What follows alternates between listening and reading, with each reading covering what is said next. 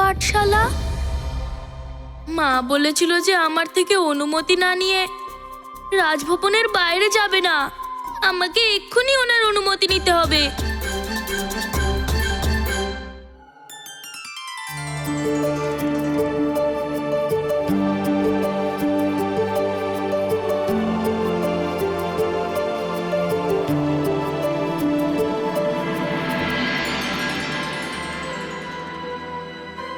আরে দাইমা, আপনি দুধ নিয়ে এখানে এলেন? মারুতি দুধ খেয়ে যায়নি? মা, মা, মা, মারুতিকে প্রতিযোগিতার জন্য রাজভবনের বাইরে। মারুতি আগে আজ্ঞাকারী বালকের মতো দুধ খাবে, না হলে মা মারুতির কোনো কথা শুনবে না। আরে আজকে মারুতি কাজল পরতেও ভুলে গেছে। সেবিকা, কাজলের কৌটো আনো তো। হ্যাঁ।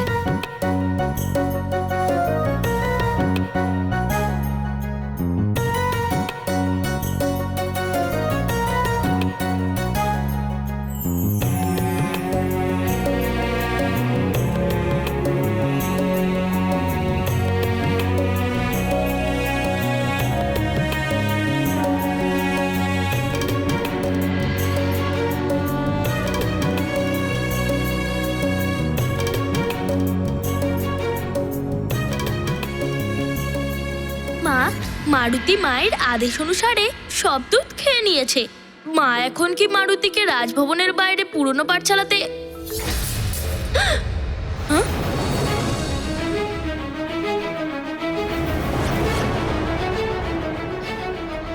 হর হর মহাদেব, এই আয়নাটা তো দাঁড়ান আর্যপুত্র।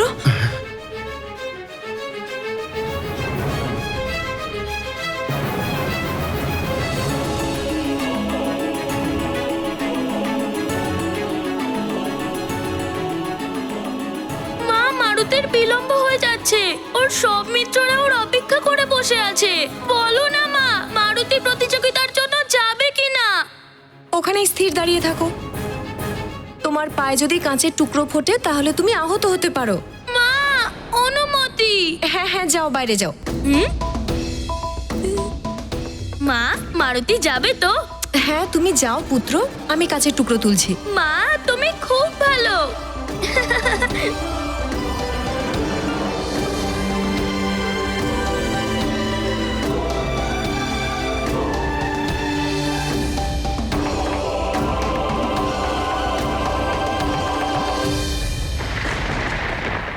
আমি যতক্ষণ বেঁচে আছি তোমাকে এই ভুলটা আমি করতে দেব না।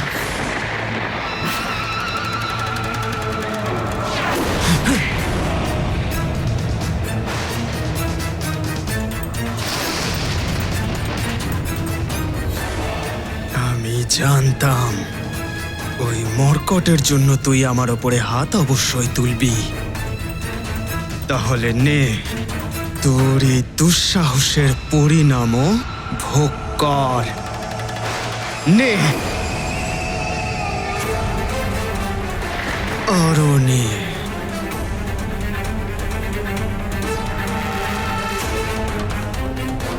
তুই আমার ওপর হাত তুলেছিলি না, দেশদ্রোহী, দুরাচারী।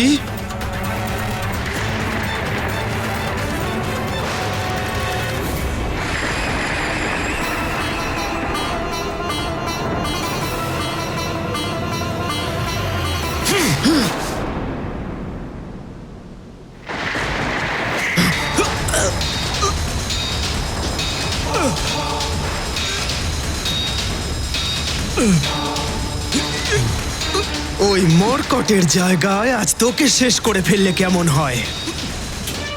না থাকবি তুই, আর না তোর ওই মর্কটের সাথে মিত্রতা হবে, আর না দেবর্ষী নারদের ভবিষ্যৎবাণী সত্য হবে।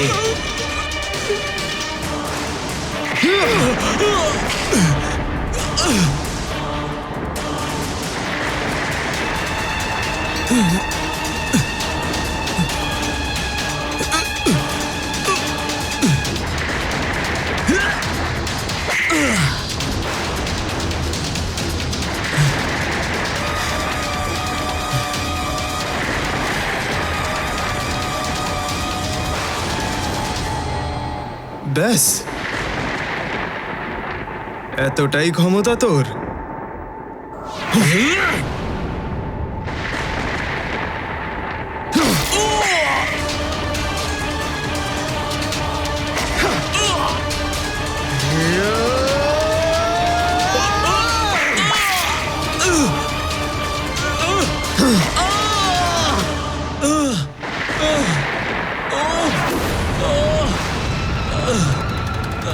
সবে তো আমি হাত তুলেছি তোর ওপরে, আর এখন থেকেই তোর এই দশা হয়ে গেছে। আর যদি আমার প্রাণঘাতক গদা তোর ওপর ওঠে, তাহলে তুই আর কোনোদিনও উঠতে পারবি না।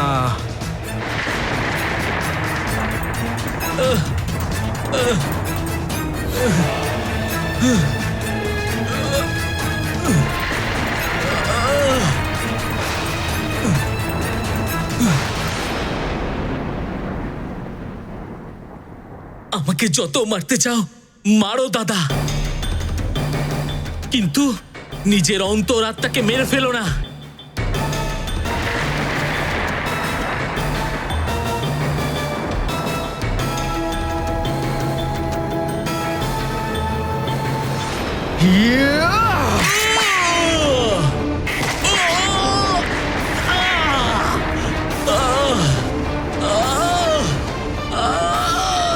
তোর জ্ঞান আমার প্রয়োজন নেই, দুরাচারী দেশদ্রোহী।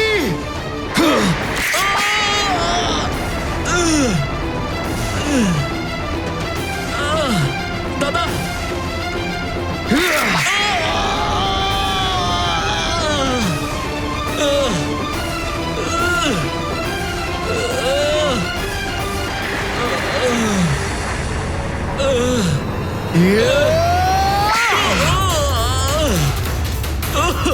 আজ তুই তোর মৃত্যুকে আহ্বান করেছিস, মূর্খ সুগ্রীব।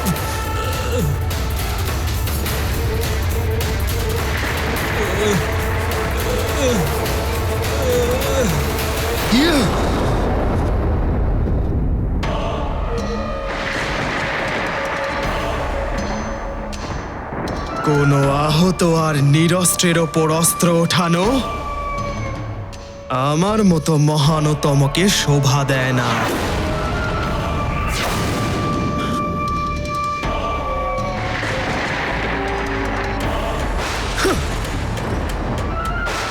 আমাকে বাধা দিতে এসেছিল।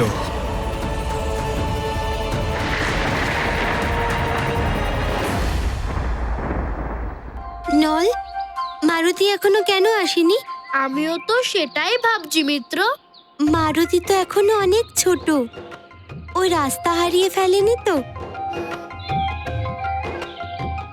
আমাদের ওকে সাথে আনা উচিত ছিল।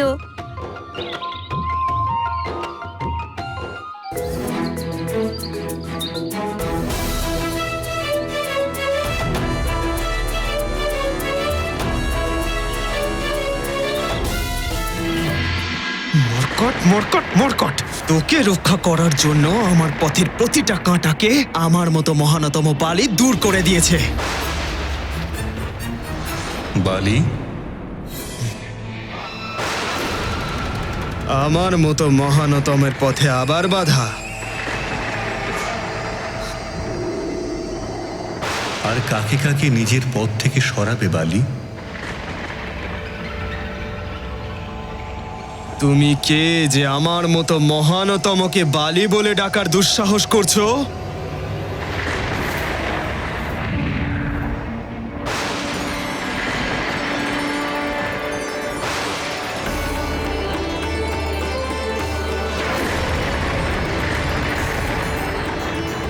আপনি? হ্যাঁ, আমি ইন্দ্রদেব। আমার অংশ থেকে জন্ম নেওয়ার জন্য এক প্রকারের তুমি এক প্রকারের আমি আপনার মহানতম পুত্র, আর আপনি হলেন আমার পিতা। কিন্তু আপনি অসময়ে এখানে? যে পিতার পুত্র সত্যের পথ থেকে বিমুখ হয়ে যায়, সে পিতার সময় অসময়ের বোধ কোথায় থাকে? শুধু এনার উপদেশই বাকি ছিল। এখন আমিও তোমার পথে দাঁড়িয়ে আছি, তাহলে তুমি কি আমাকেও নিজের পথ থেকে সরাতে চাইবে, যেমন তুমি সুগ্রীবের সাথে করেছো? এসব এসব আপনি কি বলছেন? আপনি আমার পিতা, আমার পূজনীয়, সম্মানীয়। সম্মানীয়, পূজনীয়, হয়তো তাই তুমি এখনো আমাকে প্রণাম করনি।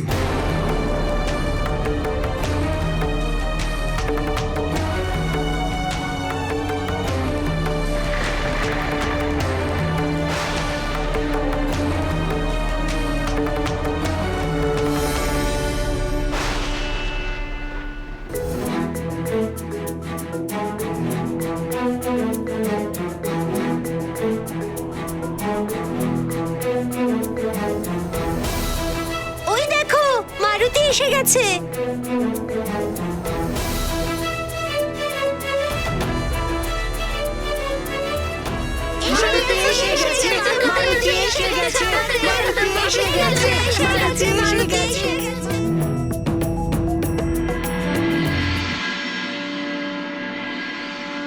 প্রণাম তো তুমি করেছো পুত্র, এবার পরিণামের কথা বলি। পরিণাম? আপনি কোন পরিণামের কথা বলছেন পিতা? আমি তোমার দুষ্কর্মের পরিণামের কথা বলছি বালি। মহানতম বালি, বলুন পিতা। একটা ছোট বালককে হত্যা করার ষড়যন্ত্রকারীকে কখনই মহানতম বলা হয় না বালি। তুমি আমাকে কখনো কিছুই লুকাতে পারবে না, কারণ আমি তোমার মন আর কুবুদ্ধিতে থাকা সমস্ত দুর্বিচারগুলোকে ভালোভাবেই পড়তে পারি। কেশরী পুত্রের জন্ম ভগবান আশুতোষের অনুগ্রহে হয়েছে। ওকে একলা ছেড়ে দাও, অন্যথায় পরিণাম অত্যন্ত ভয়ঙ্কর হবে। যুদ্ধকে ভয় করা যোদ্ধাকে মহানতম বালি কাপুরুষ মনে করে। আপনি অকারণে আমার চিন্তা করবেন না পিতা। পিতা হওয়ার জন্য তোমার হিত আর অহিত চিন্তা করাটা আমার কর্তব্যই নয়, আমার অধিকারও। যদি তুমি অকারণে কেশরী পুত্রের কোনো রকম ক্ষতি করো, তাহলে স্বয়ং আমি দেবরাজ ইন্দ্র বিধাতার প্রকোপ থেকে তোমাকে রক্ষা করতে পারবো না।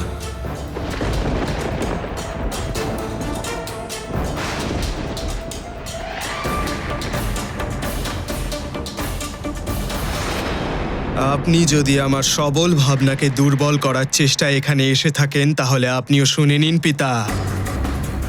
নিজের ভালো মন্দ বিচার করার ক্ষমতা আপনার এই মহানতম পুত্রের আছে। এবার আপনি আমার পথ থেকে সরে যান। হয়তো তোমার এটা স্মরণে নেই আমার মহানতম পুত্র যে তুমি কার সাথে কথা বলছো। আমি কেবল তোমার পিতা ইন্দ্রদেবী নই, এখন আমি দেবরাজ ইন্দ্র। তাহলে আপনিও শুনে রাখুন ইন্দ্রদেব, আমিও দেবরাজ ইন্দ্রের মহানতম পুত্র বালি, যে কখনো পরাজিত হতে শেখেইনি। আর এবার আপনিও নিজের পিতা হওয়ার কর্তব্য পালন করুন, আর আমার মতো মহানতমকে বিজয়ী হওয়ার আশীর্বাদ দিন।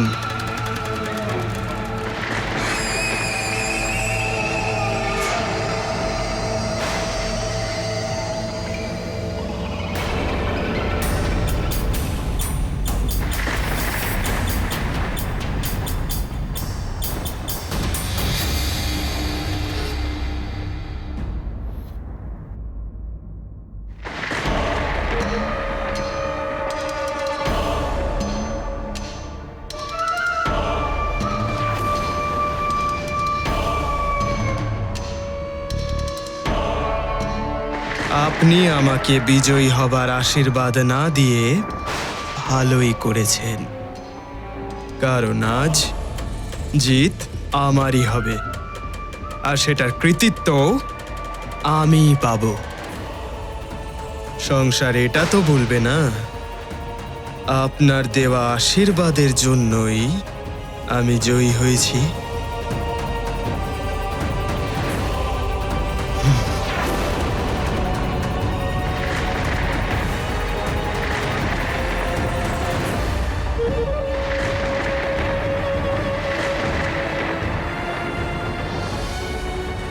যে নিজেই নিজেকে কুবুদ্ধিতে সমর্পিত করেছে তাকে বিনাশের দিকে যেতে কেউ আটকাতে পারবে না। বিনাশকালে বিপরীত বুদ্ধি। আমাদের আর বিলম্ব করা উচিত নয় নীল। আমাদের পুরনো পাঠশালার দিকে দ্রুত যাওয়া উচিত।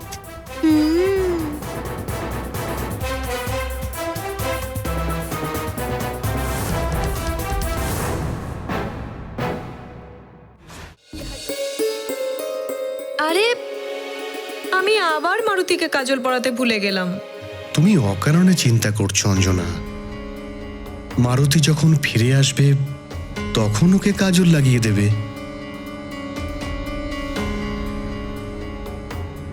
কিন্তু কুদৃষ্টির টিকাও। আজকে মারুতি প্রতিযোগিতাতে যাওয়ার জন্য এত তাড়াহুড়ো করছিল যে না ও ঠিক করে স্নান করলো, না ঠিক করে দুধ খেলো। তার উপর আমি ওকে কাজল পরাতেও ভুলে গেলাম।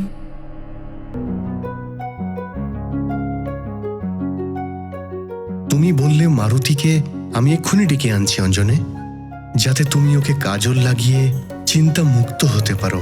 আপনার পবন পুত্র মারুতি এতক্ষণে তো রাজভবন থেকে দূরেও চলে গেছে। থাক আর্যপুত্র, ও যখন ফিরে আসবে তখন আমি ওকে কাজল পরিয়ে দেব।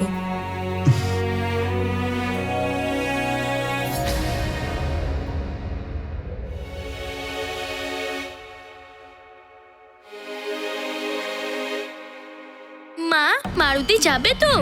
হ্যাঁ তুমি যাও পুত্র, আমি কাজ তুলছি। মা, তুমি খুব ভালো। জানি না কেন আজকে আমার মন খুব বিচলিত হচ্ছে। অঞ্জনা নিজের পুত্র মারুতির সুরক্ষা নিয়ে চিন্তিত ছিল।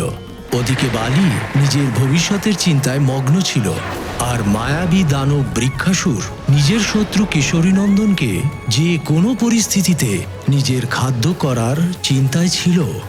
আর সুগ্রীবের চিন্তা ছিল নিজের দাদা বালিকে নিয়ে, যে অবিরত অধর্মের পথে অগ্রসর হচ্ছিল। চিন্তার ওই দুর্বিপাকে কেবলমাত্র একজন মারুতিই ছিল যে চিন্তা মুক্ত ছিল। মারুতির একাগ্র হৃদয় তো প্রতিযোগিতার কথা ভাবা মাত্রই আনন্দিত হচ্ছিল, আর প্রতিযোগিতাতে বিজয় প্রাপ্তির জন্য নিজেকে শ্রেষ্ঠ প্রদর্শন করার সাথে সাথে মারুতি তার পরিপূর্ণ আনন্দও নিতে চাইছিল।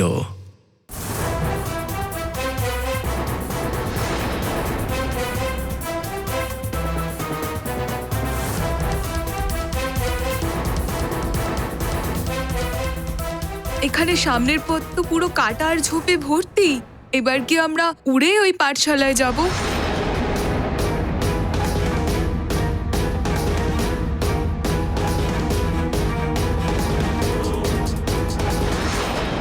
একটু জ্ঞান আমার থেকেও নাও গন্ধমাদন।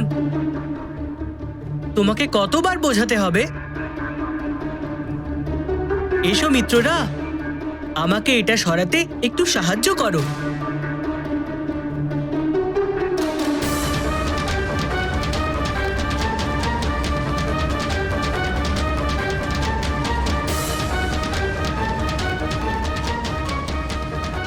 তাহলে কে বলছিল এখান থেকে সামনে যাওয়ার পথ নেই?